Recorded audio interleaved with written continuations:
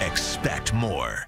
It's been almost 10 months since Superstorm Sandy, and cleanup and repairs are still going on. Its effects also still being felt in surprising ways. CBS 2's Dr. Max Gomez here now to tell us that post-hurricane health hazards may be lurking in your home even if you've already rebuilt it. Dr. Max? That's right, Christine. And Alice, whether people rebuilt right after Sandy or they've been waiting for federal insurance, federal aid and insurance to rebuild, most gave little thought to stirring up lead, mold, and even asbestos.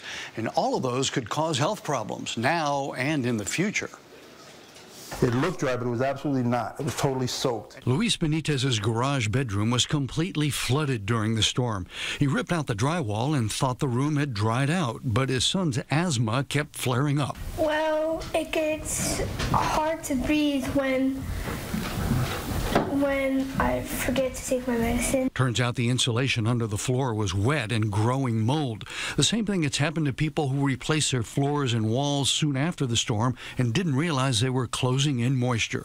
They have mold coming back over the hot summer with the hot, humid weather. Allergies, asthma, any type of respiratory symptoms may actually be a result of that mold that's regrown.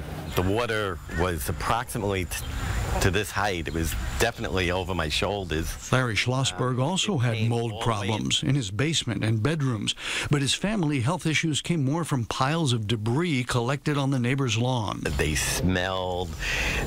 It was affecting my wife and daughter by them coughing and coughing. Experts say that many of the damaged homes are older and still have lead paint and even asbestos in them, neither of which are health hazards if undisturbed, but rebuilding and repair can release these toxins, and you can't tell whether debris is hazardous by just looking at it. We can determine by testing the material first whether or not it has levels of asbestos that may be an issue if the surfaces are disturbed, or whether or not lead may be an issue as well.